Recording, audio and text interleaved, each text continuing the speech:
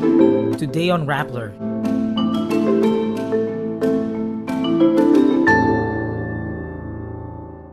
The wife of COA Commissioner Mario Lipana secures nearly 2.3 billion pesos in public works contracts since Lipana's appointment. A company owned by the uncle of Senator Mark Villar bags 390 million pesos in flood control projects. Public Works Undersecretary Arrey Perez resigns amid allegations linking him to contractors. A dispute over the return of dead hostages threatens to derail the ceasefire between Israel and Hamas. And Baek Se-hee, author of I Want to Die But I Want to Eat Tteokbokki, passes away at 35. The wife of Commission on Audit Commissioner Mario Lipana secures nearly 2.3 billion pesos in public works contracts for her construction firm, Olympus. These huge contracts include a 200 million peso public works deal. Marilu Lipana admitted to this when she ran as the first nominee of Vendor Samahan ng Mga Maninindang Pilipino party list in 2025. The DPWH database shows Olympus bagged its first two contracts in November 2022, just months after Mario was appointed COA Commissioner. Former Bulacan District Engineer Henry Alcantara said in his September 23 affidavit, Mario asked him for a list of flood control projects in the province back in 2022. He also claimed Mario bagged 1.4 billion pesos in flood control projects in his district between 2023 and 2025, but had no personal knowledge of how the deal was secured. During the House budget briefing for COA on September 11, COA Chairman Gamaliel Cordoba admitted there may be a conflict of interest in Marilu Lipana's business dealings. Rappler reached out to Marilu Lipana, Olympus Mining and Builders, and Gembar Enterprises, but our emails, text messages, and calls were unanswered. A company owned by Christian Aguilar, the uncle of Senator Mark Villar, bagged 390 million pesos in flood control projects. Aguilar's Motion Trade Development Corporation secured 4 flood control projects from 2023 to 2024. All of these projects are in the Calabarzon area.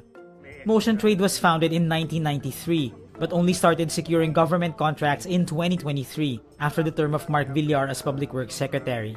Between 2023 and 2025, Motion Trade bagged a total of 32 DPWH projects amounting to over 2.8 billion pesos. Motion Trade's Carlo Aguilar, son of Christian, says his company's involvement in government flood control projects was only through joint venture agreements, noting that the company's participation did not even reach 50%. In an earlier statement, Senator Mark Villar said he welcomes and fully supports any investigation, adding that he has nothing to hide. We will update this story once Senators Mark and Camille Villar, as well as former Senator Cynthia Villar, respond to our requests for a statement or interview. Public Works Undersecretary Arrey Perez resigns amid allegations linking him to contractors. He stepped down less than a month after taking his oath as Undersecretary for Operations on September 30. He was in charge of overseeing convergence projects and technical services. Batangas 1st District Representative Leandro Leviste alleges in an interview with DZMM Teleradyo, Perez was connected to a contractor but did not specify the nature of the ties. He also claims Perez is being eyed to handle the bidding of DPWH projects, which Public Works Secretary Vince Dizon denies. The young lawmaker adds he heard some DPWH officials have already been meeting with and demanding money from contractors. But Dizon says part of the DPWH officials' job is to meet with contractors. He says investigations for any possible ties between his officials and contractors continue despite Perez's resignation. Perez earlier worked with Dizon at the Basis Conversion and Development Authority or BCDA. A dispute over the return of dead hostages threatens to derail the US-mediated ceasefire between Israel and Hamas. Israel says it is preparing to reopen Gaza's Rafah crossing with Egypt to let Palestinians in and out of the territory.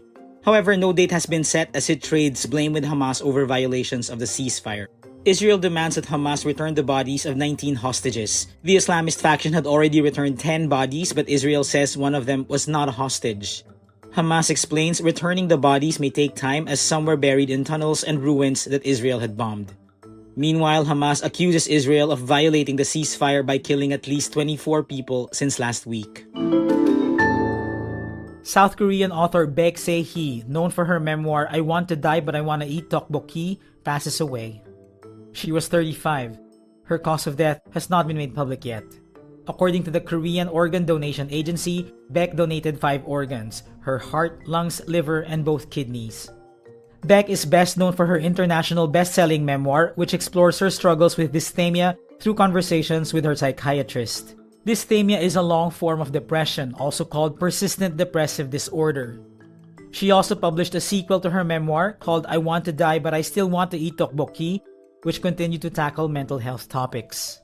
Anton Her, who translated Baek's books into English, pays tribute, saying, quote, "Her readers will know she touched yet millions of lives more with her writing." And that's today's wrap. I'm JC Gutinga. Thank you for watching. Click the link below for the full story. Follow us on Rappler's YouTube, Facebook, X, Instagram, and TikTok.